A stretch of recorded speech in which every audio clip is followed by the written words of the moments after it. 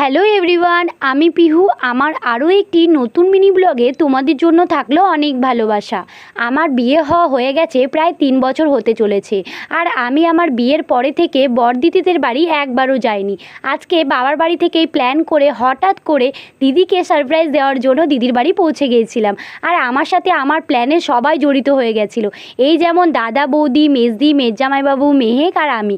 আর আমার বরটাকে বেচারা একা ফেলে দিয়েছিলাম। তারপরে এখানে দিদির মেয়ে যেখানে জব করে সেখানটায় চলে গেছিলাম একটু দেখতে। আর সেখানে গিয়ে বাচ্চাদের কিছু প্রোগ্রামও দেখে নিলাম। দেন চলে গেলাম ওদেরকে নিয়ে একটা ছোট্টখাটো রেস্টুরেন্টে। আর আমার বরদিদির বিয়ে হয়েছে ওই দুর্গাপুরে। আর জানো, আমি ওখানে আগে থাকতাম। তোমরা যারা যারা আমার ফুল স্টোরি জানতে চাও অবশ্যই আমাকে কিন্তু কমেন্ট সেকশানে জানিয়ে যেও। তারপর এখানে অনেকটা টাইম কাটালাম। আর ওদের সাথে পেয়ে অনেক দিন পর অনেক ভালো লাগলো। তারপর দিদি আমাদের জন্য তৈরি করেছিল বিরিয়ানি। চলো আজকে আমার বিরিয়ানি খেতে খেতে এখানেই শেষ করলাম। টাটা।